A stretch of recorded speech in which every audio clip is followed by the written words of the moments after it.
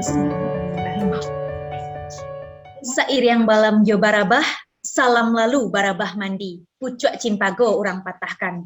Sairiang salam sarato sambah, sambah lalu salam kembali, ampun jorela ambo mohonkan. Assalamualaikum warahmatullahi wabarakatuh. Waalaikumsalam.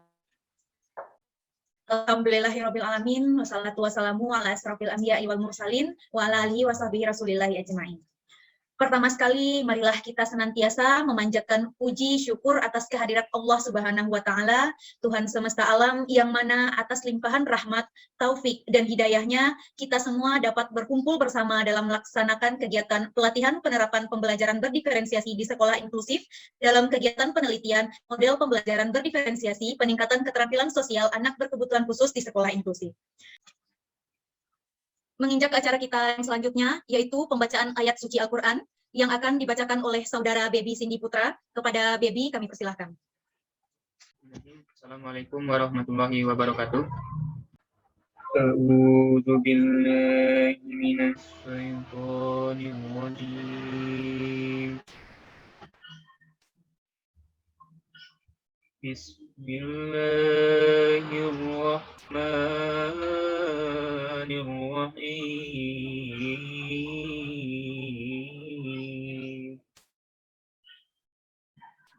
Ya ayyuhalladzina amanu idza qila lakum tafassahu fil majalis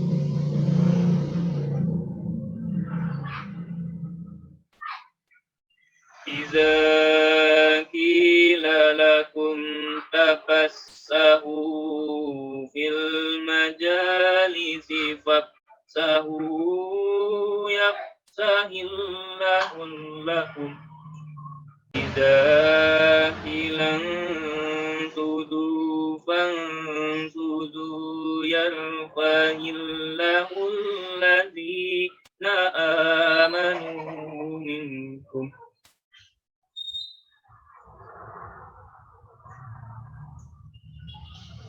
Yarfahillahu alladhina amanu minkum walladhina utul ilma darajat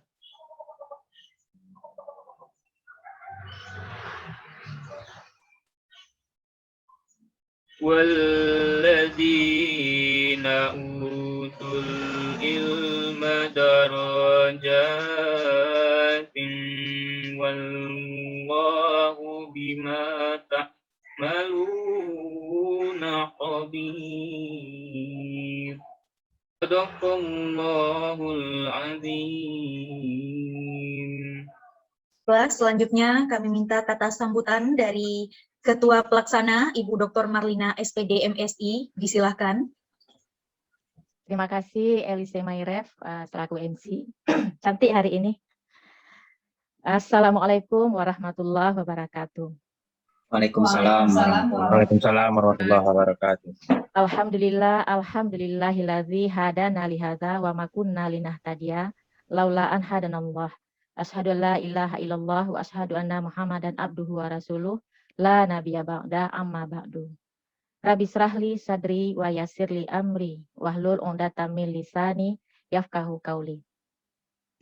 Pertama dan utama sekali, marilah Bapak Ibu semua kita panjatkan puji dan syukur kehadirat Allah Subhanahu wa taala, karena berkat dan rahmat dari Allah Subhanahu wa taala lah kita bisa bergabung secara virtual di pagi menjelang siang hari ini dalam keadaan sehat walafiat.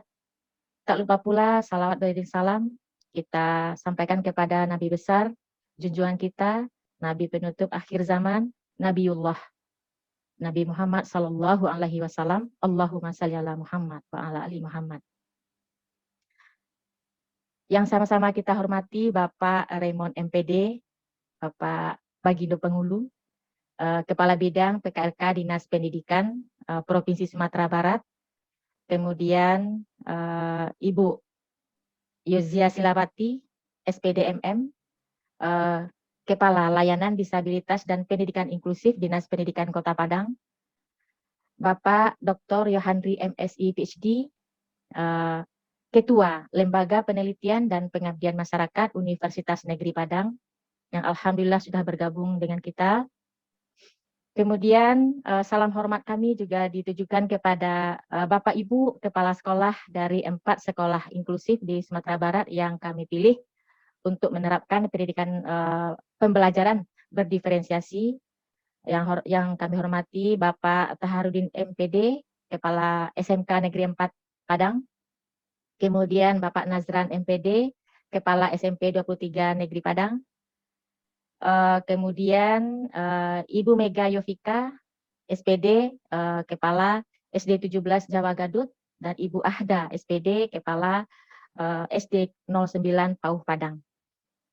Dan yang kami banggakan, Bapak Ibu peserta dan observer pelatihan pada pagi hari ini, dan juga kepada tim peneliti Ibu Grahita Kusumastuti MPD, dan bergabung juga dengan kita Ibu Elsa Evrina MPD, yang dalam tahun pertama Bu Elsa adalah anggota penelitian ini, namun karena Bu Elsa tugas belajar sehingga tidak bisa menjadi anggota.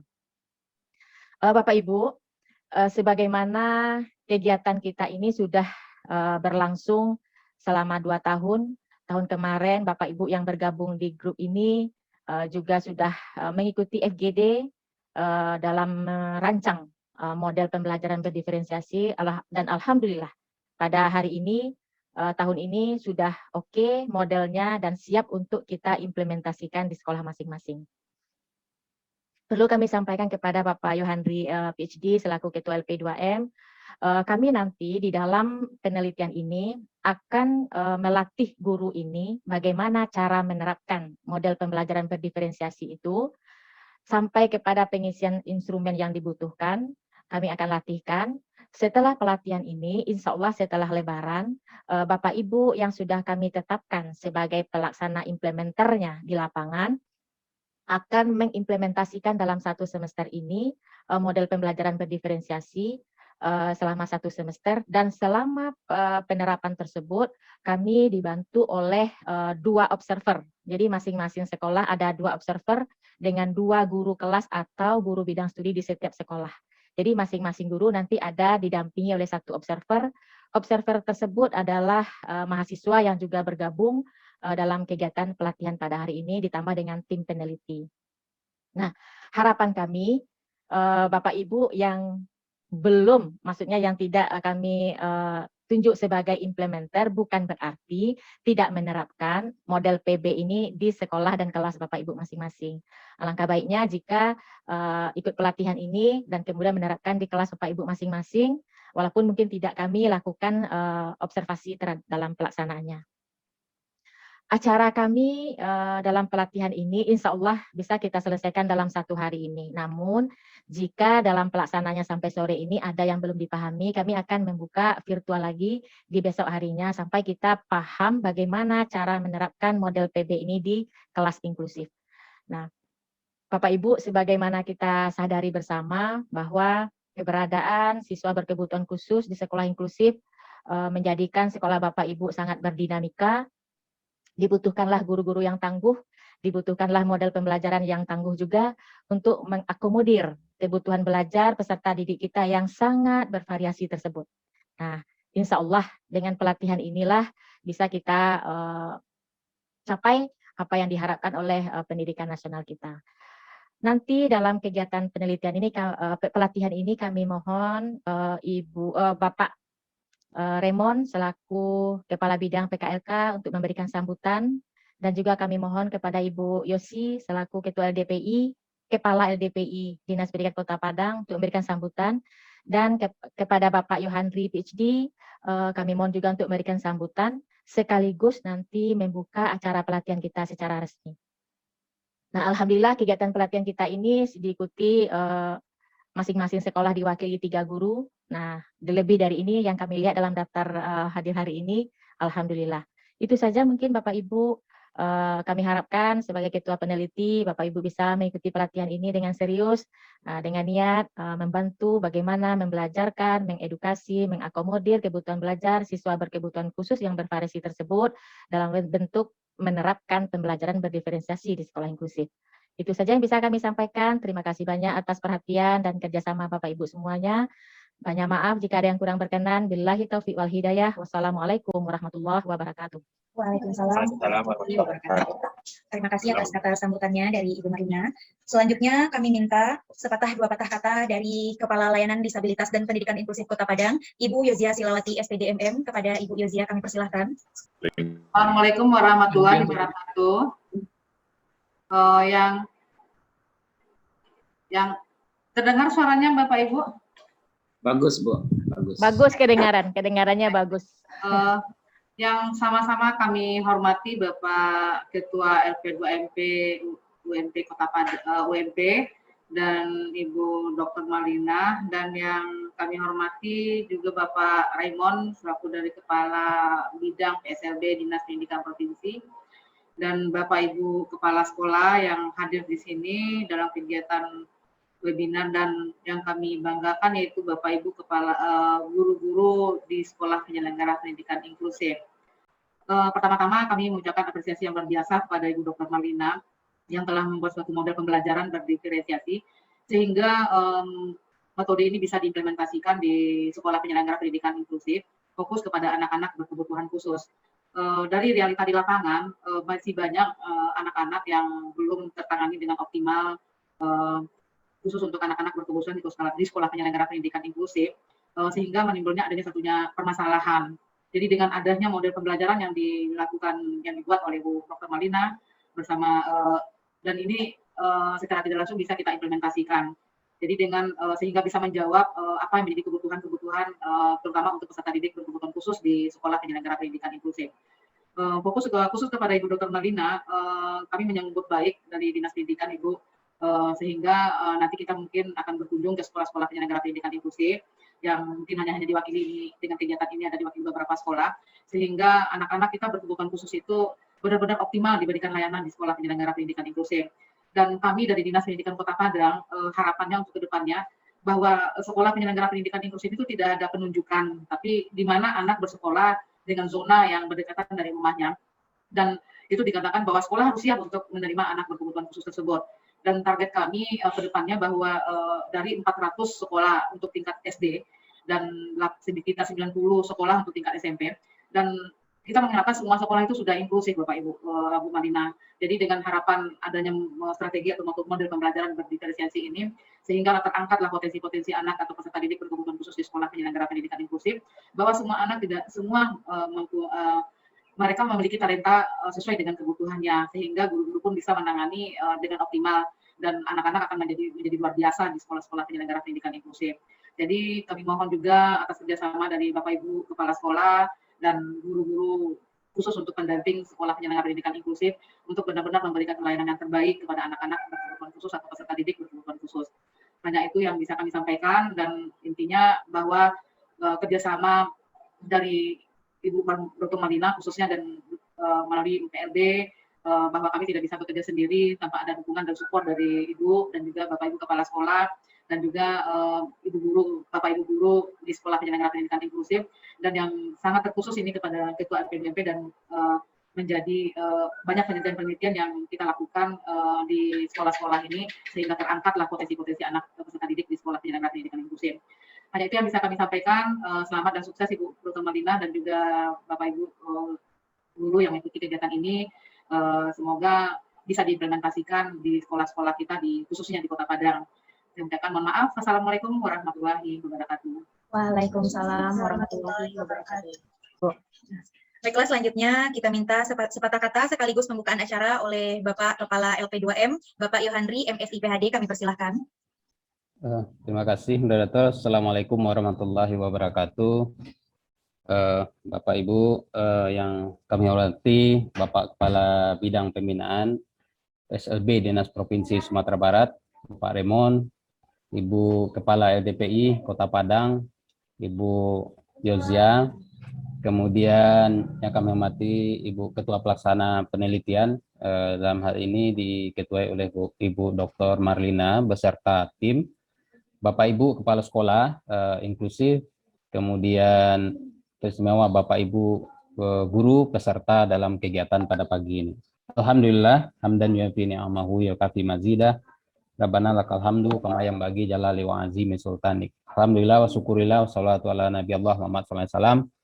Bapak Ibu, pagi ini alhamdulillah kita dapat bertemu dalam rangka kegiatan pelatihan untuk diferensiasi kegiatan inklusif di sekolah-sekolah inklusi. Kemudian salawat dan salam buat Nabi besar Muhammad SAW. Kami atas nama Rektor Universitas Negeri Padang, atas nama kampus mengucapkan rasa terima kasih dan apresiasi, terutama buat Bapak Ibu semua yang sudah bersedia hadir mengikuti kegiatan ini, berpartisipasi, menjembatani bagaimana hasil-hasil riset dosen di Universitas Negeri Padang sampai ke hilirnya, dari hulu ke hilirnya. Untuk itu, tentu kegiatan ini merupakan bagian dari kegiatan penting dari Sivitas Akademika di Universitas Negeri Padang. Sebagaimana Bapak Ibu ketahui, sebagai dosen di perguruan tinggi, kami mempunyai 3 kewajiban utama dalam tugas utama kami di perguruan tinggi, yaitu melaksanakan pendidikan dan pengajaran, kemudian melaksanakan penelitian, kemudian melaksanakan pengabdian kepada masyarakat.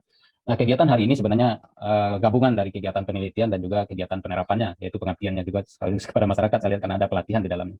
Jadi tentu kegiatan ini sangat sulit dilaksanakan tanpa dukungan Bapak Ibu semua yang ada di lapangan untuk memastikan bahwa hasil-hasil riset dosen di Universitas Negeri Padang dapat diterapkan di tengah-tengah masyarakat, khususnya sekarang mungkin masih di Kota Padang. Tapi insya Allah kita tetap berkomitmen, tetap memberikan support untuk dosen-dosen semua, baik dari anggaran, dari kebijakan, untuk mengembangkan semua potensi yang kita miliki untuk membantu masyarakat khususnya dalam dunia pendidikan, dan khususnya pada hari ini adalah untuk siswa yang berkebutuhan khusus yang berada di sekolah-sekolah inklusif.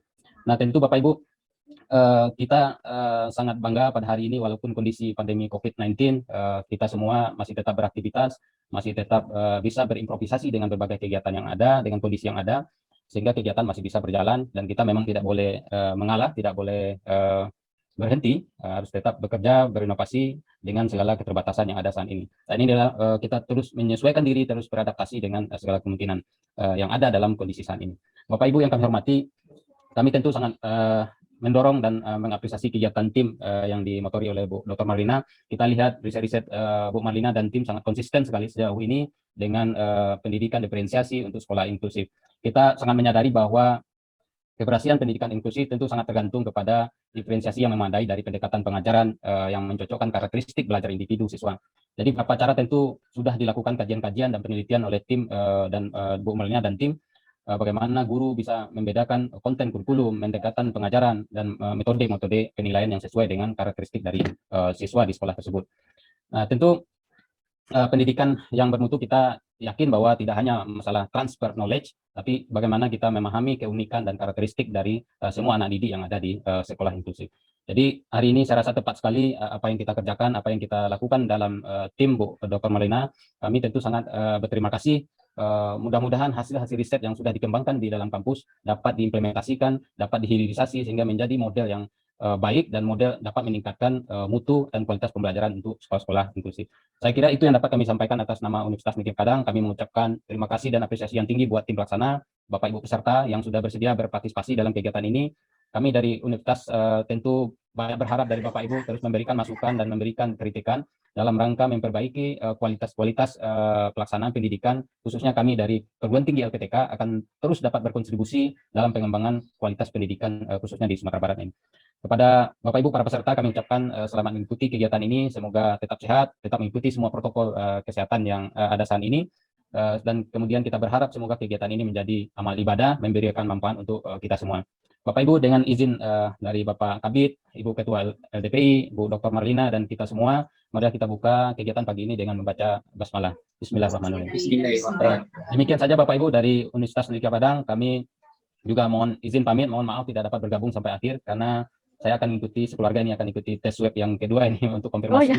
Karena disuruh tes yang kedua lagi, Bu. Mudah-mudahan hasilnya negatif semuanya. Negatif. Insya Allah sudah dapat beraktivitas normal kembali. Tapi Bapak Ibu tetap semangat, insya Allah tidak ada masalah. Alhamdulillah tetap mengikuti protokol, walaupun kita tidak tahu Bapak Ibu kita akan bertemu dengan siapa dalam kondisi seperti apa. Yang penting kita jalani saja dengan semangat semua. Alhamdulillah semuanya berjalan dengan baik, tidak ada masalah yang sangat berarti. Alhamdulillah. Mungkin itu saja Bapak Ibu. Mohon maaf kalau ada yang kurang berkenan, kalau ada yang salah nama dan salah sebut.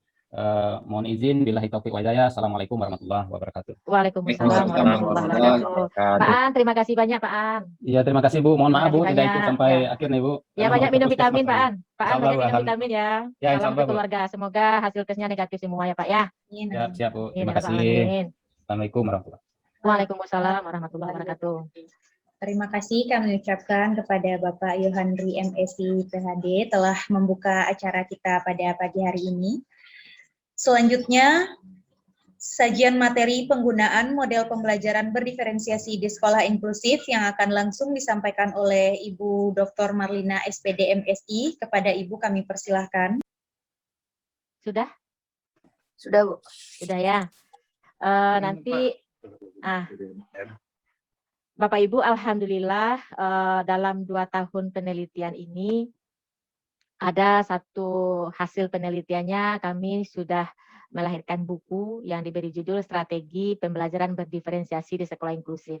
Dalam buku ini ada puluhan strategi yang bisa Bapak Ibu terapkan nanti di sekolah, yang secara garis besarnya ada juga di dalam buku panduan yang sudah kami kirimkan kepada Bapak Ibu semuanya di hari kemarin. Mungkin ada adik-adik mahasiswa yang menitipkan saja, tidak apa-apa, yang penting sampai ke tangan Bapak Ibu hari ini.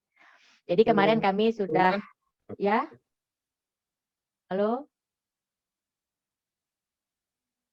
Oke, hari kemarin tim kami sudah beredar di 4 sekolah itu memberikan hard copy buku panduan, kemudian seperangkat instrumen yang terdiri dari 6 form, dan itu sudah diberikan juga. Nah, semoga, dan soft file-nya sudah kami buatkan juga di dalam grup WA, sehingga Bapak Ibu yang belum sempat kami berikan hard copy-nya bisa dalam bentuk soft file. Nah, itu yang perlu kami sampaikan Bapak Ibu. Kita lanjut, ini Bapak Ibu. Mungkin ini sudah pernah kita bahas saat kita pelatihan di tahun 2019 dulu, 2020 ya Bapak Ibu. Nah, di bulan Februari masih ingat Bapak Ibu kita di aula PLB FIP UNP, Bapak Ibu semangat semua, ramai kita waktu itu. Nah, apa itu pembelajaran berdiferensiasi? Sebenarnya sederhana saja. Mengapa pembelajaran berdiferensiasi ini ada? Nah, logikanya siswa itu berbeda. Memang dia berbeda-beda, apalagi kalau di sekolah penyelenggara pendidikan inklusif, begitu banyak anak-anak berkebutuhan khusus dengan variasi yang juga sangat berbeda-beda dan sangat banyak. Dan tadi Bu Yosi sudah menyampaikan kepada kita ada 400-an itu SPPI yang SD, ada 90-an pula yang SMP, tingkat SMP, belum lagi SMK. Maka semakin maju pendidikan, semakin berubah cara pandang kita. Nah, dengan demikian di nomor 2 itu kita juga mengakui bahwa kebutuhan belajar siswa yang berbeda itu juga berbeda-beda. Nah, karena dia berbeda, kebutuhan belajarnya berbeda, maka bakat, minat, kesiapan, profil belajar, preferensi belajar, lingkungan belajarnya juga berbeda-beda. Nah, sebenarnya pembelajaran berdiferensiasi itu adalah pendidikan yang mengakomodir semua kebutuhan belajar yang berbeda-beda dari siswa yang berbeda-beda itu. Bu Marlina, maaf memotong Ya? sebentar. Bisa Ya? di slideshow, Bu. Yang Oh, pakai slideshow HP. ya? Ya. Oh iya benar. Sudah. Oke, terima kasih Bu Tata. Sama-sama, Nah, Bu. jadi pembelajaran berdiferensiasi itu sebuah pendekatan pembelajaran yang mengakomodasi kebutuhan akademik siswa yang berbeda. Apanya yang berbeda? Kesiapan belajarnya, minatnya, gaya belajarnya, lingkungan belajarnya. Maka kata kunci dalam pembelajaran berdiferensiasi itu ada 4. Konten atau isi, proses, produk, dan lingkungan belajar. Nah, nanti dalam pelatihan ini kita akan obok-obok, kita akan bahas bagaimana kontennya, isi pembelajarannya, bagaimana proses pembelajarannya, produk pembelajarannya, dan lingkungan belajarnya. Nah, itu dia yang pembelajaran berdiferensiasi. Nah, kita bisa bedakan antara pembelajaran yang berdiferensiasi dengan yang bukan. Nah, coba kita lihat yang di sebelah kiri ini, yang pembelajaran berdiferensiasi, yang sebelah kanan yang bukan. Yang pertama, PB itu dia fleksibel. Fleksibel. Artinya Siswa yang dengan kemampuan yang berbeda-beda itu belajar sesuai dengan kekuatan dan minatnya. Nah, sementara yang bukan PB sangat mekanistik. Kemampuan siswa dianggap sama. Jadi kalau selama ini kita mengajar, sebelum mengajar selalu kita menyusun RPP. Yang ada di dalam kepala kita adalah bahwa satu RPP berlaku untuk semua siswa, diajar dengan cara yang sama, dinilai dengan cara yang sama. Nah, ini yang mekanistik itu. Jadi kalau pembelajaran berdiferensiasi itu dia lebih fleksibel. Minatnya berbeda, kekuatannya berbeda, cara belajarnya berbeda, fleksibel. Yang kedua, beda yang kedua adalah bahwa ketika guru memberikan tugas belajar disesuaikan dengan minat dan kesiapan siswa. Namun dia tidak liar begitu saja, tetap mengacu kepada tujuan pembelajaran. Sedangkan pembelajaran yang bukan PB menganggap bahwa tugas belajar kepada siswa itu sama. Apapun jenis siswanya, apakah dia berkebutuhan khusus atau tidak, cenderung kita berikan dengan tugas yang sama. Kita menganggap bahkan ABK di kelas-kelas inklusif dia tak mampu berpikir tingkat tinggi. Nah, ini sangat berbeda. Itu perbedaan yang kedua, Bapak Ibu. Nah, kemudian perbedaan yang ketiga, PB itu didasarkan oleh asesmen dan kebutuhan belajar. Sedangkan pada kelas yang bukan PB, dia bukan didasarkan pada asesmen. Lebih kepada tagihan kurikulum. Jadi kadang-kadang kita di kelas itu terjebak dengan tagihan kurikulum, itulah yang akan kita lahirkan dalam bentuk silabus. Silabus itu kita turunkan menjadi RPP, sehingga apa yang kita ajarkan di dalam kelas cenderung sesuai apa yang kita inginkan, bukan apa yang dibutuhkan oleh siswa. Nah, itu ya pembelajarannya, pembedaannya yang ketiga. Yang keempat, di dalam pembelajaran berdiferensiasi, kurikulum yang sama, tapi begini, kita menggunakan kurikulum, memang mengacu kepada kurikulum, namun kriteria keberhasilan siswa itu bervariasi. Maka nanti ada yang namanya dalam strategi itu tiering. Jadi ada namanya salah satu strategi dalam pembelajaran berdiferensiasi itu tiering. Tiering itu apa? Berjenjang. Berjenjang bahwa kurikulumnya tujuannya sama, namun kriteria keberhasilannya bervariasi. Sementara pada kelas yang bukan PB, kriteria keberhasilan siswa itu cenderung sama. Maka yang terjadi sampai hari ini, Bapak Ibu, kita menganggap bahwa soal ujian, evaluasi yang diberikan cenderung sama, dinilai dengan cara yang sama. Maka di akhir semester terkumpullah anak-anak yang bermasalah, yang dulu disebut di bawah KKM, pasti ABK berada di sana, di kelompok anak-anak yang berada di bawah KKM. Nah, sebenarnya kalau kita telusuri, mengapa bisa terjadi? Karena kriteria keberhasilan semua siswa kita samakan. Padahal tadi dia jelas berbeda.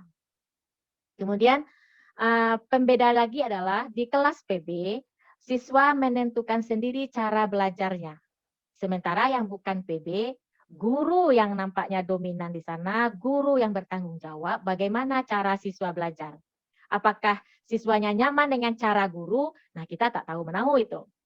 Nah, kalau di kegiatan yang kelas yang pembelajaran berdiferensiasi, terstruktur kegiatannya.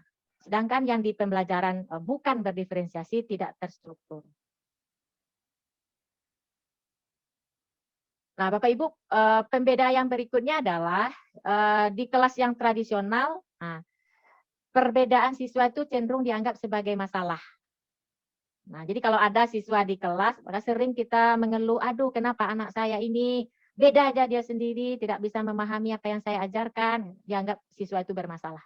Tapi kalau di kelas yang berdiferensiasi, perbedaan yang ada pada siswa itu dijadikan sebagai dasar merencanakan pembelajaran yang akan datang. Jadi dia modal awal bahkan. Di kelas yang tradisional, penilaian itu dilakukan di akhir. Sedangkan di kelas yang berdiferensiasi, dia dilakukan terus-menerus, ongoing, sehingga asesmennya sebagai evaluasi, asesmennya sebagai materi, begitu berkelanjutan.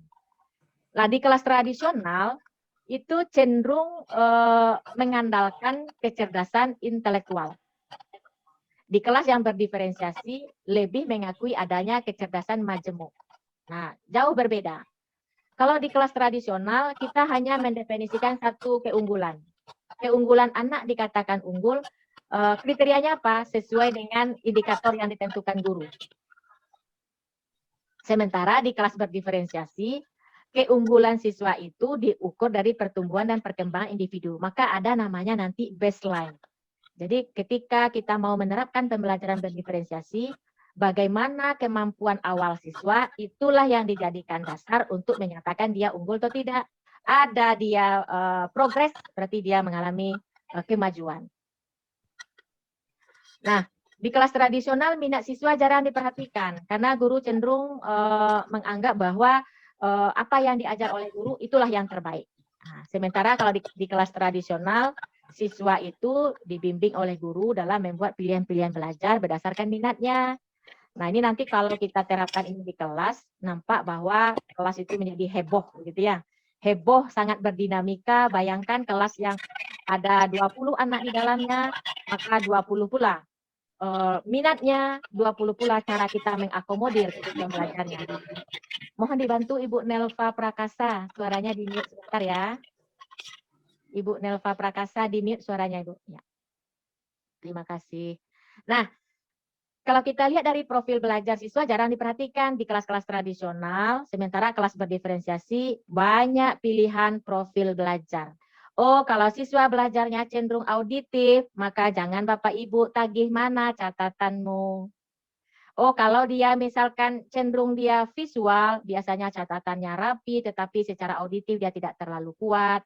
Nah, mohon maaf Bapak Ibu, untuk posisi nomor 6 ini, mulai sekarang dengan adanya kemajuan iptek, teknologi, gadget itu banyak siswa kita lebih dominan kepada visual.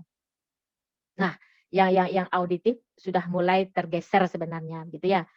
Nah, perbedaannya lagi di kelas tradisional kita sebagai guru mendominasi pembelajaran. Jadi bagaimana dinamika kelas hari itu tergantung oleh guru. Maka yang terjadi adalah ketika guru tidak ada, kelasnya buyar. Nah, jika di kelas berdiferensiasi banyak disediakan pilihan-pilihan dalam pembelajaran. Jadi semuanya tersedia, siswa tinggal guru ini fasilitator saja. Kita lanjut Bapak Ibu, ini perbedaan kelas yang berdiferensiasi dengan yang bukan berdiferensiasi. Dari slide yang pertama ini, yang ini, kira-kira kelas kita selama ini berada di sebelah kiri atau di sebelah kanan ya? Kelas kita ini. Nah, mohon salah masih di mana Bu? Masih banyak di kelas tradisional Bu, sebelah Masih banyak kiri, di Bu. kelas tradisional ya Bu Sunarti, Bu Yuni ya. Iya Bu. Semoga kita selesai pelatihan ini setidaknya bergeser kita ke kanan ya Bu. Bergeser kita ke kanan menuju kelas yang berdiferensiasi. Coba kita lihat bedanya yang lagi. Nah, kalau di kelas tradisional pembelajaran didasarkan pada target materi dan kurikulum. Nah, maka paniklah itu para guru-guru itu kalau kurikulum belum tercapai. Aduh, bagaimana ini? Nah, panik kita. Namun kalau di kelas berdiferensiasi, bahwa pembelajaran itu didasarkan pada kesiapan, minat, dan profil belajar siswa. Mungkin Bapak Ibu akan bertanya, apa fungsinya RPP kami Bapak Ibu? Begitu, RPP itu sebagai acuan. Sebagai acuan kita mencapai kurikulum. Jadi kalau saya sering menyebut, RPP itu dianalogikan sebagai ketakwaan. Semua kita menuju ke sana. Namun ingat, apakah semua siswa kita wajibkan haruskan mencapai tujuan yang sama? Mungkin kita akan jerih di lapangan kalau itu yang kita tagih, karena dengan sendirinya kita menyadari dia berbeda-beda. Nah, yang nomor 9, fokus pembelajaran di kelas tradisional apa? Penguasaan terhadap materi. Siswa yang tidak menguasai materi dianggap belum tuntas. Maka di pembelajaran berdiferensiasi, fokusnya bagaimana siswa memahami konsep, bagaimana siswa menggunakan konsep dalam keterampilannya, bagaimana dia bisa berproses. Nah, bagaimana? Sementara kalau di kelas tradisional, tercapai nggak materi, hafal nggak dia, dikuasai nggak materi. Nah, ini lebih kepada mekanistik lagi kalau di kelas tradisional. Nomor 10, sistem penugasan kita cenderung tunggal. Tunggal, jadi satu tugas untuk semua siswa. Bentuknya sama, caranya sama, dinilai dengan sama, tunggal. Sementara di kelas berdiferensiasi ada banyak pilihan. Misalnya kalau kita ngajarkan tentang ada gambar, misalnya tentang uang. Nah, kalau anak yang penguasaannya sudah cukup bagus, dia bisa berjual beli dengan uang yang ada. Kalau penguasaannya masih kurang, dia bisa mengelompokkan uang. Dia yang kemampuannya sangat kurang sekali, menggambar uang saja. Nah, itu sepertinya multi opsi, dia sama-sama uang. Di kelas tradisional waktunya tidak fleksibel, sementara di kelas berdiferensiasi waktunya sangat fleksibel. Apalagi kalau ada anak berkebutuhan khusus, dia bisa kita berikan waktu yang ekstra dalam menyelesaikan tugas-tugasnya. Apa yang terjadi di kelas itu dimaknai secara tunggal. Namun kalau di kelas berdiferensiasi, semua peristiwa, ide yang terjadi di kelas dimaknai bervariasi. Misalkan, ketika di kelas itu ada anak autis, dia bercerita tentang apa yang terjadi di jalan sebelum dia berangkat sekolah.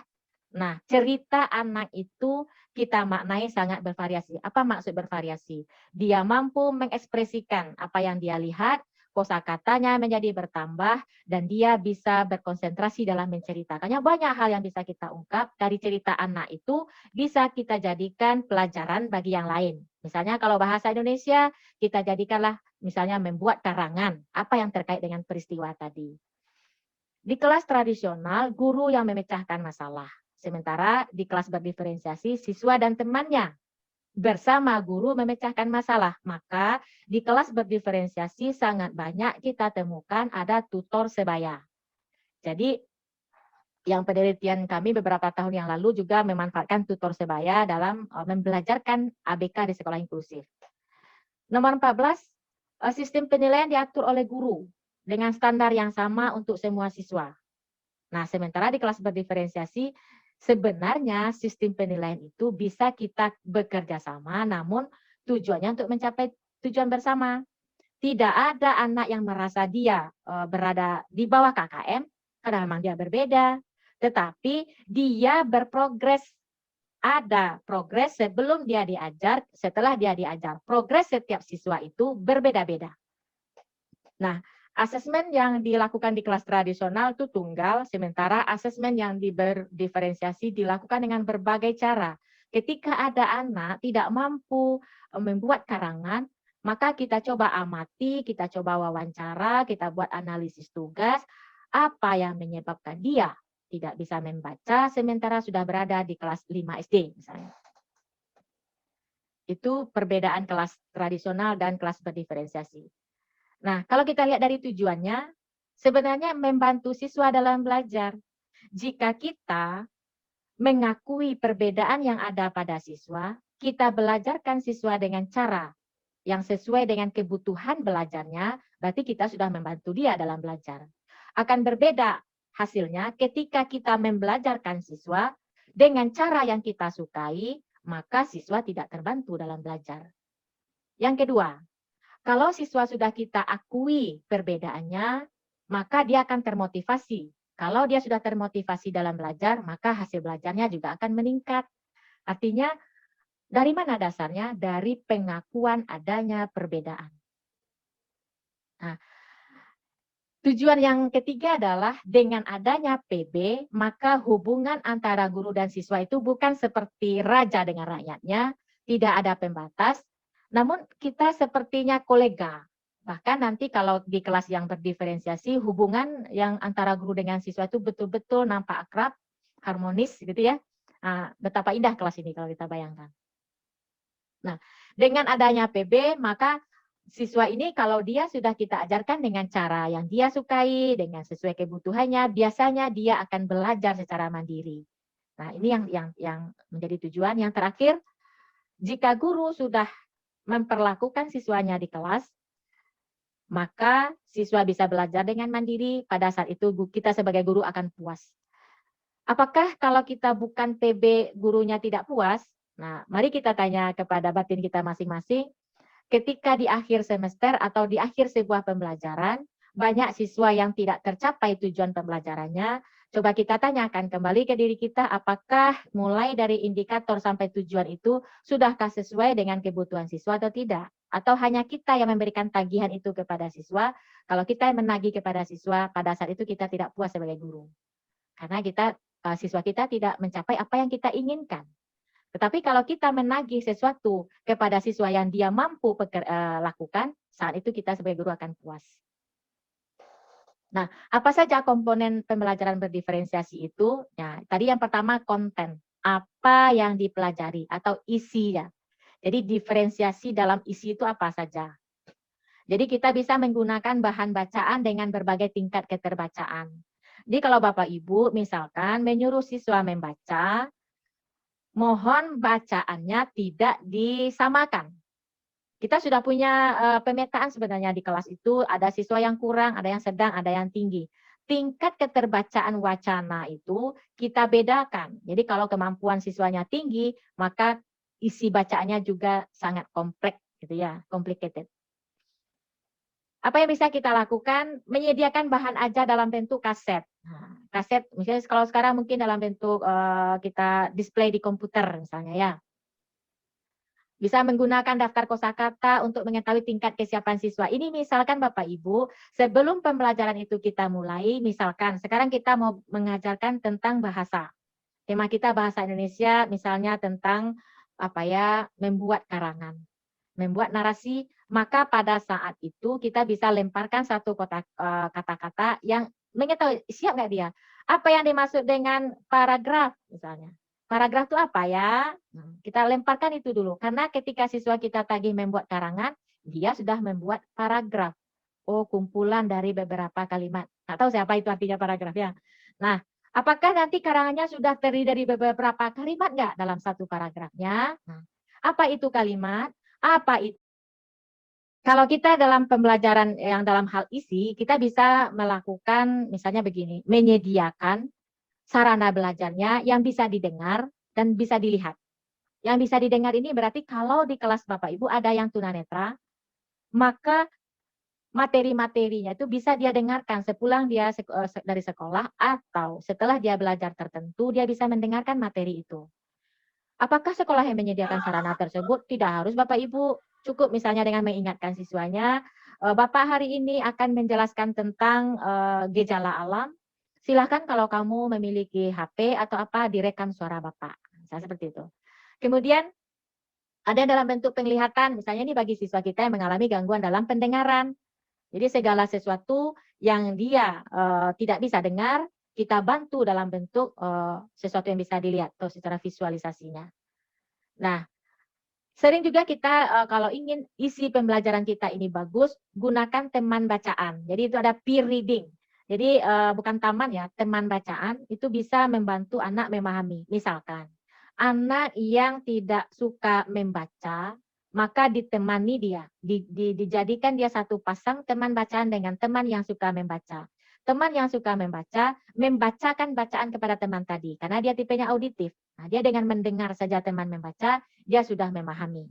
Nah, apakah sulit yang seperti itu? Tidak sulit Bapak Ibu. Ibu tinggal nanti di form yang ketiga, yaitu profil siswa. Nanti kita akan isikan seperti apa sih profil siswa di kelas Bapak Ibu. Nanti bisa kita, si A kita pasangkan dengan si C, misalnya gitu.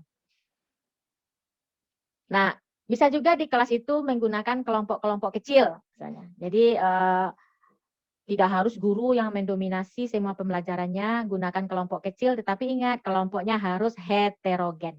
Ya, Bu, ya. Ini contoh dalam diferensiasi isi atau apa yang dipelajari. Kita coba diferensiasi dalam hal proses.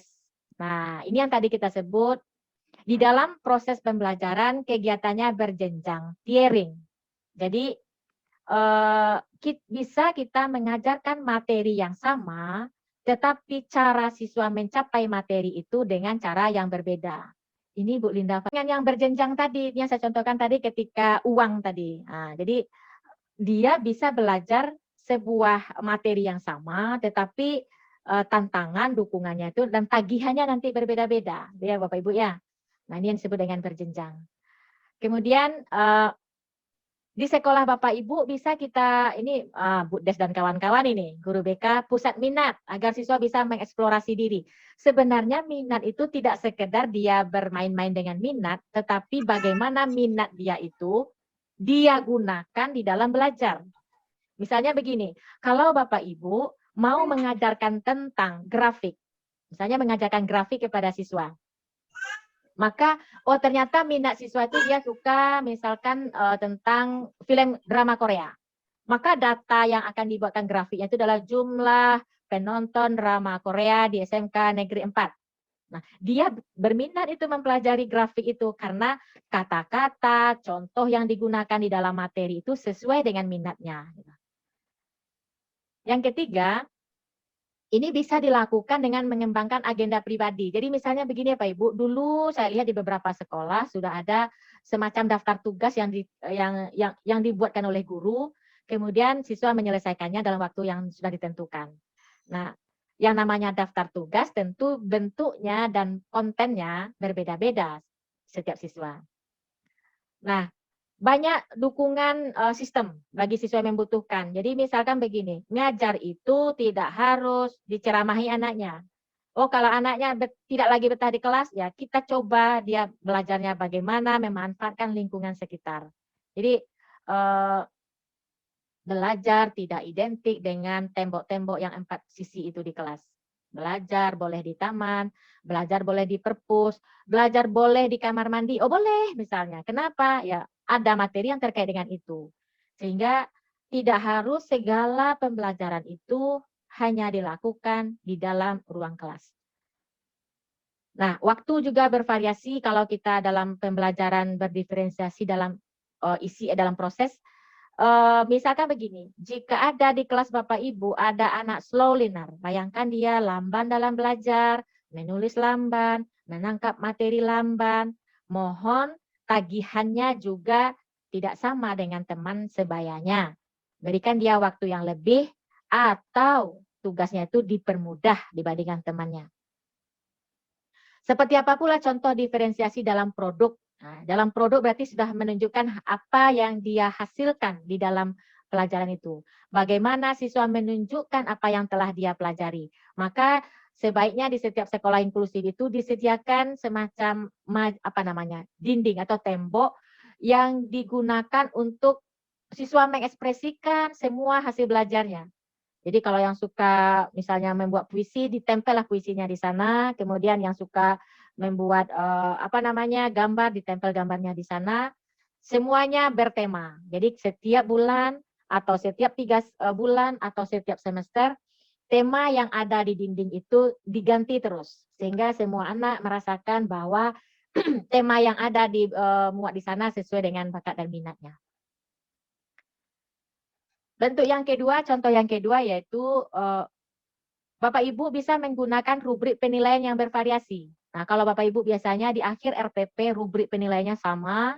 Nah, ini mohon dibedakan. Misalkan kalau dia tunarungu, kemudian pembelajarannya adalah bahasa Indonesia tentang membaca puisi, maka di rubrik penilaiannya aspek yang dinilai berbeda dengan temannya. Kalau temannya yang lain bisa kejelasan suara, nada suara, intonasi. Nah, kalau tunarungu tidak bisa itu yang dinilai. Tentu yang lain yang kita nilai. Nah, yang ketiga, bahwa di kelas itu juga tersedia pilihan-pilihan. Ada bisa siswa bekerja sendiri-sendiri, bisa dia berkelompok. Maka setting ruang kelas itu sebisa mungkin tidak kaku seperti model teater sekarang. Sekarang itu kan model teater namanya, model seperti bioskop. Siswa semuanya menghadap ke depan. Jadi bisa dia duduk melingkar, bisa maju ke depan, sangat bervariasi. Nah, ini kira-kira contoh-contoh diferensiasi dalam produk. Nah, yang terakhir ini diferensiasi dalam lingkungan belajar. Bagaimana cara siswa bekerja dan merasa. Jadi merasa itu dia touch in di dalam pembelajarannya. Nah, pastikan bahwa tempat belajar siswa itu memang tanpa gangguan. Namun ada tempat untuk berkolaborasi. So di pojok kelas itu sediakan satu tempat untuk siswa bekerja sama dengan temannya. Tapi ada di tempat yang lainnya siswa yang tidak suka dengan gangguan, dia bisa belajar dengan tenang. Misalnya. Nah, ada materi yang mencerminkan berbagai budaya. Jadi misalnya begini, kalau Bapak Ibu selama ini, kalau yang saya lihat itu misalkan buku teks itu karena banyak dari Jawa misalnya, nah kadang-kadang itu tidak sesuai dengan budaya lokal. Nah itu bisa Bapak Ibu modifikasi menjadi budaya lokal. Nah, ada pedoman yang jelas. Jadi ketika siswa diajar untuk belajar mandiri, bahwa pastikan bagaimana dia belajar, apa yang dia pelajari, bagaimana kita menilai belajarnya, itu sudah diberikan dari awal. Sehingga siswa itu tahu, oh ini yang ditagih oleh guru nanti. Gitu. Kemudian, bahwa duduk manis di kelas, itu sebenarnya saya dulu waktu SD masih ingat itu. Duduk manis. Jadi semua duduk manis, sementara ada siswa yang tidak bisa duduk dengan tenang karena dia mengalami gangguan pada konsentrasi, gangguan pada dia hiperaktif misalnya. Jalan-jalan, sibuk saja di kelas, sementara ada siswa yang tidak bisa, dia terganggu. Nah, inilah kelas-kelas yang sangat berdinamika, di mana macam-macam jenis anak ada di kelas, dibutuhkanlah ketangguhan kita bagaimana mensiasati, mengkoordinasikan, bagaimana memastikan mereka bisa belajar dengan karakteristiknya masing-masing. Ini prinsip dasar ini sebenarnya tadi sudah kita sampaikan di awal-awal, inti-intinya itu sudah sebenarnya ada asesmen yang berkesinambungan. Jadi ingat ada pengelompokan siswa secara fleksibel, jangan sampai di awal semester siswa dibuat kelompok sampai akhir semester itu saja kelompoknya. Nah, ini nggak bagus itu. Jadi kelompok ini ada, untuk kelompok ini ada lagi, anggotanya bervariasi dan bertukar terus. Ada kolaborasi dan koordinasi antara guru kelas atau guru bidang studi dengan GPK. Karena di sekolah inklusif, fungsi GPK itu memetakan, mengidentifikasi, mengasesmen anak-anak berkebutuhan khusus sampai menentukan bagaimana kekuatannya, kebutuhan belajarnya apa. Nah, ini perlu dikoordinasikan dengan guru kelas dan guru bidang studi. Fleksibel, kemudian strategi pembelajarannya berdiferensiasi, yang terakhir 8 itu siswa dinilai dengan berbagai cara. Nah, jadi penilaiannya tidak tunggal tapi dengan berbagai cara. Nah, ini Bapak Ibu fitur-fitur kunci. Jadi apa sih kata kunci yang ada dalam PB itu? Ada kelompok belajar yang fleksibel, ada pilihan dan respon yang personal. Personal itu berarti sesuai dengan kebutuhan individu setiap siswa. Ya. Jadi misalkan apa bentuknya respon personal itu? Ada siswa yang diberikan jawabannya dalam bentuk pilihan ganda. Ada siswa yang hanya esai saja. Nah, seperti itu. Ada siswa yang soalnya dalam bentuk ya tidak saja. Nah, itu berarti respon personal. Tugas berdasarkan kemampuan siswa. Ingat, itu fitur kuncinya. Tugas bukan berdasarkan kemauan guru, tetapi kemampuan siswa. Kalau siswanya kita berikan PR sesuai kemampuannya, yakinlah dia yang mengerjakan nanti. Tapi kalau PR kita buat sesuai apa yang kita inginkan, yang membuat PR-nya itu adalah mamanya di rumahnya. Nah, berbagi tanggung jawab dalam belajar. Maka tadi ingat ada teman sebaya, ada peer tutoring. Jadi tugas guru tidak hanya mengajar, tapi juga bagaimana dia bisa mengembangkan kemandirian siswanya dalam belajar. Jadi kalau kita di sekolah ada anak berkebutuhan khusus, jangan sampai dia tergantung. Nah, ini kalau Pak Rindo itu kan sangat sayang tuh pada ABK. Jangan sampai, mana Pak Rindo, mana Pak Rindo? Apa-apa tanya ke Pak Rindo. Ya, tidak seperti itu. Kita kembangkan dia bisa belajar mandiri, tentu sesuai kemampuannya. Nah, setidaknya begini Bapak Ibu, kalau kita mau menerapkan strategi PB di kelas. Nah, ini dimulai dari sini, PB di sini. Kita pastikan bagaimana kurikulum. Nah, ini kurikulum. Sudah, kemudian ada silabus, sudah aman. Sampai di sini masih aman Bapak Ibu. Kemudian pastikan tugas itu berbasis kepada siswa. Berbasis karakteristik dan kebutuhan siswa. Baru nanti kita rencanakan ada asesmen formatif. Baru kita pikirkan bagaimana dia belajar menyenangkan. Dia nyaman dalam belajar. Nah, jika 4 ini sudah kita kuasai, ini yakin ini sudah tugas Bapak Ibu semua, baru langkah berikutnya kita mengidentifikasi dan asesmen ABK.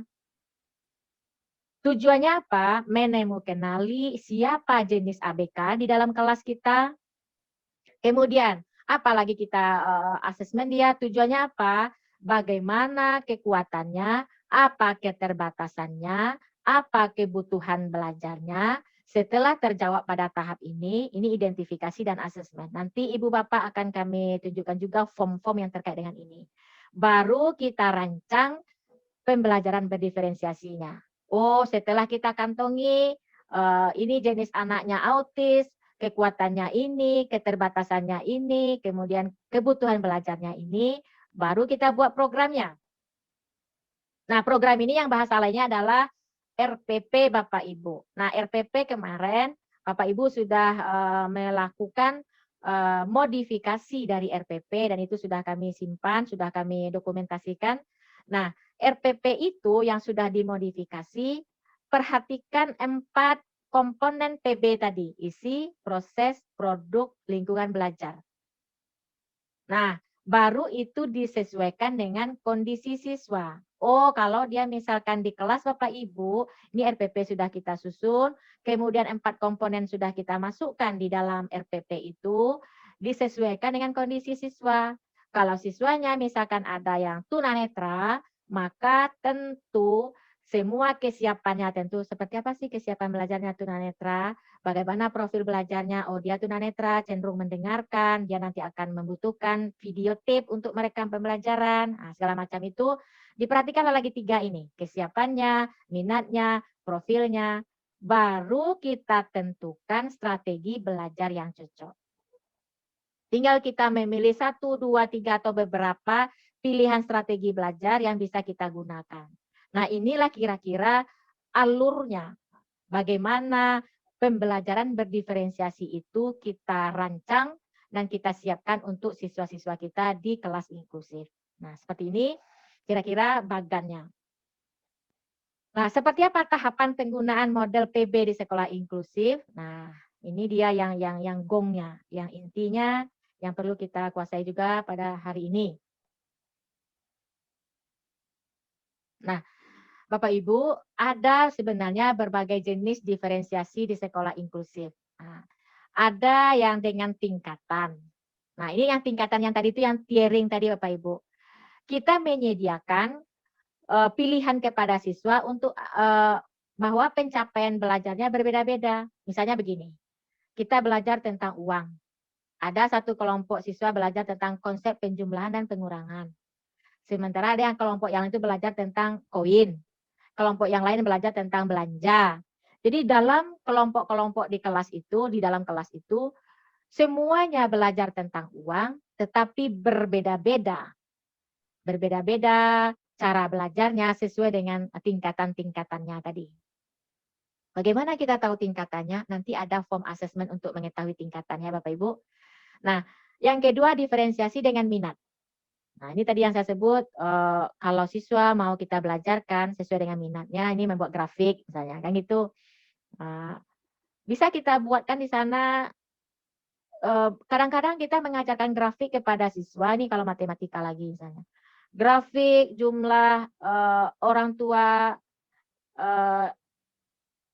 yang tidak terurus, tidak menarik bagi siswa kita. Tetapi kalau kita suka makanan favoritnya, misalnya kelompok musik favoritnya, gitu, jika dia lebih berminat dia belajar.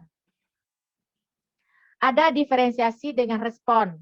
Nah, misalnya begini, siswa belajar menggunakan kurikulum yang dimodifikasi sesuai dengan kebutuhan dan kompetensi ABK. Contohnya, ini pembelajaran dalam membuat gambar.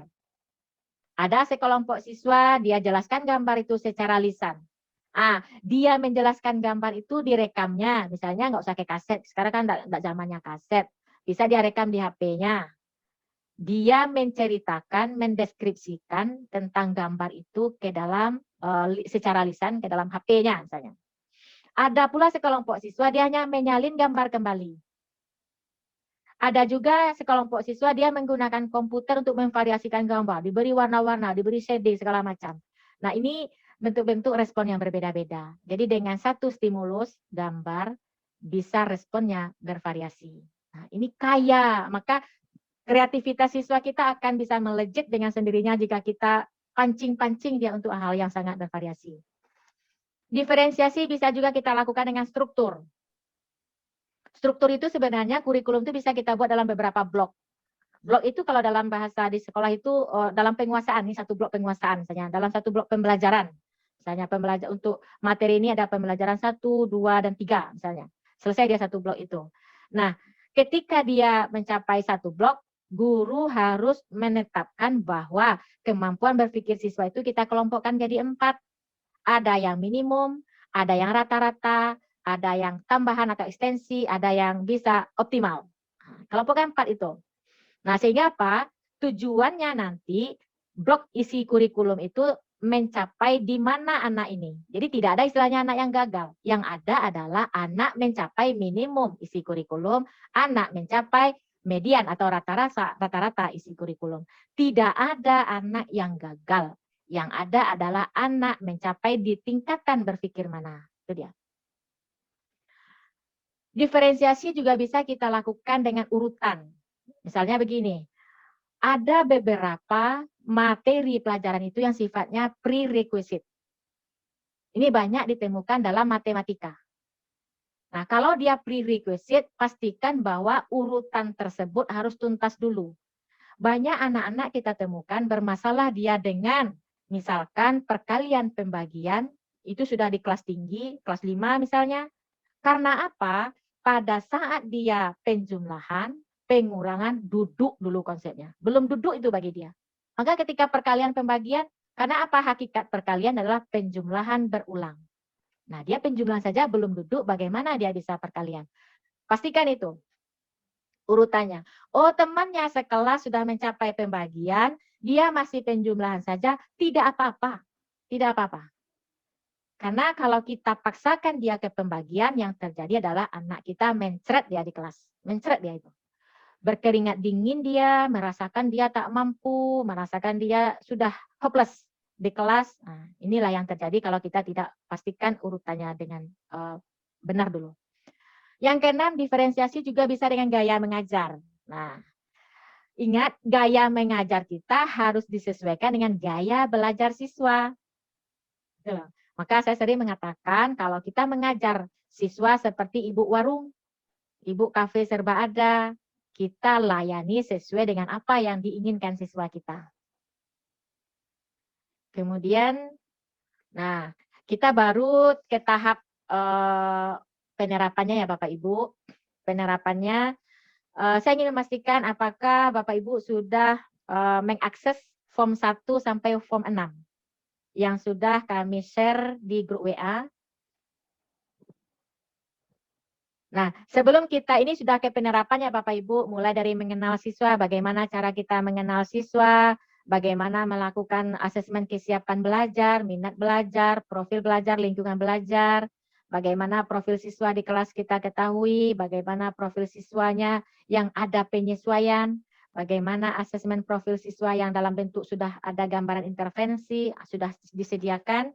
Form itu mohon Bapak Ibu yang sudah bisa mengakses, dibuka formnya, kemudian cara mengisinya nanti kita bersama-sama belajar untuk mengisinya dan menginterpretasikannya.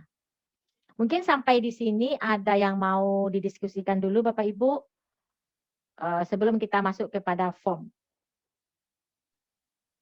Ada yang mau didiskusikan sampai kita baru kepada materi tadi Bapak Ibu. Saya sengaja sepotong-sepotong dulu. Kalau ada yang mau didiskusikan, yang menambah atau mengurangi, silahkan. Silahkan Bu Des. Assalamualaikum warahmatullahi wabarakatuh. Waalaikumsalam warahmatullahi wabarakatuh. Semoga semua kita berada dalam keadaan sehat walafiat. Amin ya rabbal alamin. Bu, tadi Bu sudah membahas tentang strategi dan segala macam permasalahan yang menyangkut pelayanan prima untuk anak berkebutuhan khusus. Namun dalam pelaksanaan di lapangan ada kendala gitu. kita tahu sekarang tuntutan kurikulum itu luar biasa.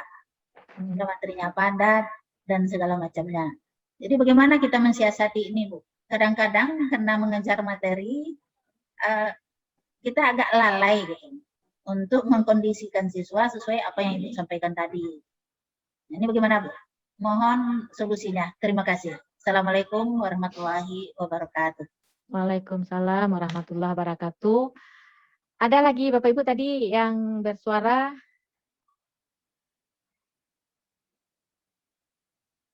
Ada? Ada Bu, saya Bu. Siapa itu? Silakan. Ibu. Ibu Sunarti, silakan Ibu. Ya Bu, ini tadi Bu ada yang diferensiasi dengan tingkatan. Kalau di sini mengakomodasi tingkat pencapaian. Apakah ini sama dengan pembelajaran yang berdiferensiasi pada konten gitu Bu? Jadi maksudnya apakah kita menggunakan konten atau materi yang berbeda pada pembelajaran kita itu Bu? Oke, kasih. Bu. Ya, siapa tuh? Ada lagi? Nah, jika tidak ada, kita coba jawab dulu ya. Dibantu dengan ini Bu. Ini sebenarnya bisa kita satukan dengan pertanyaan Bu Des itu. Memang Ibu, tuntutan kurikulum itu banyak ya. Tuntutan kurikulum kita itu di sekolah banyak sekali. Bahkan saya yakin dan percaya Bapak Ibu merasa terbebani dengan tuntutan kurikulum. Coba Bapak Ibu yang merasa terbebani dengan tuntutan kurikulum, angkat tangan. Merasa kok tagihan kurikulumnya berat ya gitu. Bu Sunarti, Bu Des merasakan berat nggak? Suaranya masih di mute Bu. Berat ya Bu ya? Kalau berat, sebenarnya kalau dibilang berat itu yang namanya mengajar itu rasanya nggak berat-berat juga Bu, senang juga Bu. Kalau lagi ada masalah kesulitan itu enak juga Bu. Jadi nggak ada bebannya, rasanya sih biasa aja gitu. Biasa aja kan ya. Nah, saya merasa prihatin kalau misalkan Bapak Ibu menjadikan kurikulum itu sebagai satu-satunya acuan mencapai keberhasilan. Nah, ini yang menjadi berat mungkin. Maka yang terjadi apa? Benar kata Bu Des tadi, terjebak kita mengejar materi. Bagaimana penguasaan materi itu yang ada di kepala kita, mindset kita selama ini kita berhasil mengajar kalau siswa menguasai materi yang kita ajarkan, persis apa yang kita inginkan. Nah, selama ini kan seperti itu kita berpikirnya ya mindset kita ya Bu Des, mindset kita begitu. Apa yang kita ajarkan harus dikuasai oleh siswa dengan cara yang sama. Nah, mungkin yang ujung terakhirnya itu saja Bu Des. Dia berhasil bisa dengan berbagai cara, tingkatan yang berbeda, urutan yang berbeda, capaian yang berbeda. Materi yang kita ajarkan sama. Hanya capaiannya yang berbeda-beda. Karena kalau misalkan kita tetap paksakan dengan cara yang sama, kriteria keberhasilan yang sama, capaian yang sama, pada saat itu kita rasakan bahwa kurikulumnya berat, tuntutannya banyak. Seperti itu. Maka sekarang sebenarnya di Dinas Pendidikan dan di portal di apa namanya tuh Bu Des, kalau di sekolah Dapodik. Nah, di Dapodik kan juga sudah ada menu untuk pengisian siswa berkebutuhan khusus. Nah, siswa kan di sana kalau dia checklist berkebutuhan khusus akan muncul lagi beberapa ketunaan. Nah, seperti itu. Sebenarnya implikasi itu yang belum ada di lapangan. Jadi kita baru sebatas, ada di sekolah itu, di kelas itu anak berkebutuhan khusus. Nah, setelah dinyatakan seorang anak berkebutuhan khusus, apakah dia sudah dibelajarkan sesuai dengan karakteristik dan kebutuhan khususnya? Ini yang belum diawai-awai, belum digarap oleh pemerintah kita. Makanya Bu Yosi itu kan sering sekali itu bagaimana pembelajaran itu betul-betul mengakomodir sehingga nampak hidup kelas kita, bahwa di kelas itu penilaiannya dilakukan dengan cara yang bervariasi begitu. Nah, apa yang dilakukan hari ini, kita lakukan hari ini, boleh kita praktekkan Bapak Ibu. Di akhir semester besok, Bapak Ibu buatlah soal evaluasi secara bervariasi. Nah, pada saat seperti itu baru Ibu merasakan bahwa kita sangat humanis sebagai guru, mengakui adanya perbedaan individu siswa.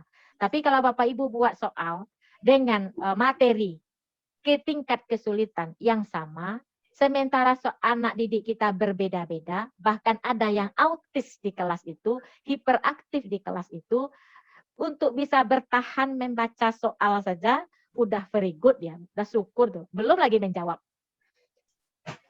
Nah, kalau gitu apa yang kita berikan ujian kepada anak-anak kita itu, kita buatlah evaluasi sesuai dengan karakteristiknya.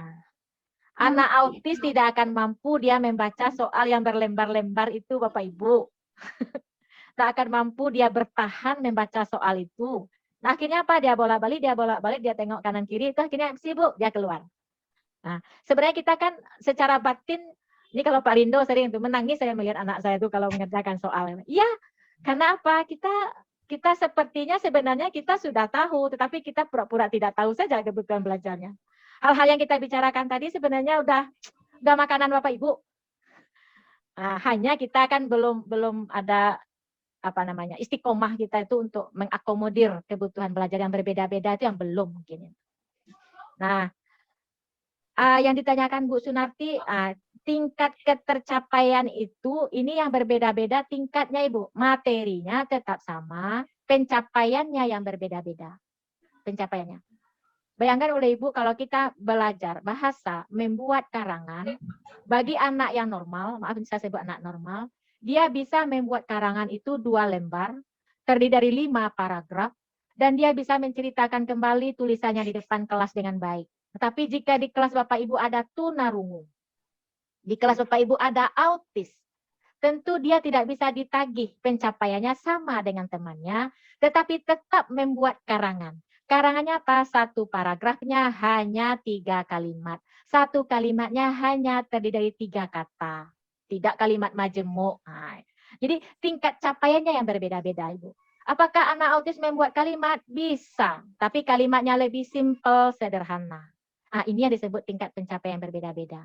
Materinya sama. Namanya di dalam indikator pembelajarannya adalah siswa membuat paragraf misalnya seperti itu bunyinya. Ya sudah, autis bisa membuat paragraf, bisa, tetapi cukup 3 paragraf saja, 1 halaman saja begitu. Nah, ini yang disebut tingkat capaian berbeda-beda. Oke, Bu. Ada Bu Des, silakan Bu Des. Maaf Bu, Silakan Bu Des. kalau di SMK 4 biasanya dalam melaksanakan evaluasi itu soalnya sama saja, sama untuk semua siswa. Tetapi dalam penilaiannya yang berbeda. Gitu. Untuk anak berkebutuhan khusus, tetap kita perhatikan jawabannya itu sesuai dengan kemampuannya. Contoh, kalau dalam satu soal itu misalnya absen yang diminta jawabannya 5. Untuk anak kebutuhan khusus, kalau dia sudah bisa menjawab 2, itu kita anggap sama dengan yang lain. Apakah ini caranya sudah benar atau ada yang lain? Terima kasih. Pertama saya apresiasi dulu dengan SMK 4. Sebenarnya SMK 4 sudah mulai berdiferensiasi karena agak Ibu modifikasi penilaiannya, tetapi soalnya masih sama. Ya begitu ya Bu ya, soalnya sama. Ketika soalnya sama, tentu memang penilaiannya berbeda. Ya, ada penilaian acuan patokan, ada penilaian acuan normatif. Nah, berarti yang tadi Ibu Des lakukan di SMK 4 berarti untuk ABK pakai PAT, penilaian acuan patokan. Jadi gurunya sudah punya patokan tersendiri bagaimana siswa ini dikatakan berhasil dalam satu pembelajaran. Nah, ini bisa digeser, dinaikkan, diturunkan oleh guru. Kan begitu? Ya, Bu Des? Seperti itu yang dilakukan SMK 4, ya kan? Ya, ini bagus. Namun ketika soalnya belum Bu Des modifikasi, sesuaikan dengan kebutuhan siswa, siswa merasa itu sangat sulit. Sangat sulit. Bayangkan oleh Bu Des, si Fauzan di SMK 4, autis, disuruh misalnya membuka lembaran soal ujian akhir semester yang berlembar-lembar. Kira-kira tadi Fauzan bisa menjawab soal itu? Fauzan, dia mulai dari ujian, tidak akan keluar sebelum ujiannya selesai. Ya, 1. Selama ujian, apa yang dia kerjakan? Mengerjakan soal, Bu. Ada dia bekerja seperti teman-teman yang lain. Ya. Apakah Kan yang dia mungkin, ya, mungkin Ah. kalau tidak bisa dia menjawab, dia agak gelisah. Itu saja Bu bedanya. Nah, pada saat seperti itu sebenarnya yang membuat anak autisnya menjadi gelisah, menjadi hiperaktif dia, jangan-jangan kita yang membuat dia begitu, nak Bu. Iya. Nah, kenapa nggak dimodifikasi saja soalnya? Jadi si Fauzannya ketika ngerjakan sesuatu dia enjoy gitu ya Bu ya, dia nggak merasa terbebani, tertekan, ini merasa lebih sulit. Teman yang lain kok nyantai saja, kok saya menjadi seperti ini gitu. Ketika yang seperti itu terjadi di kelas, pada saat itu belajar sesuatu yang menjenuhkan dirasakan oleh Fauzan. Jadi bebannya bagi ABK di sekolah inklusif itu terkadang Ibu lingkungan belajarnya inilah, iklim belajarnya inilah beban utamanya siswa kita. Nah, ini walaupun misalnya kita sebagai guru sudah menerima dengan baik, welcome dengan ABK, tetapi lingkungan belajar, iklim belajar itu belum support dengan anak-anak berkebutuhan khusus.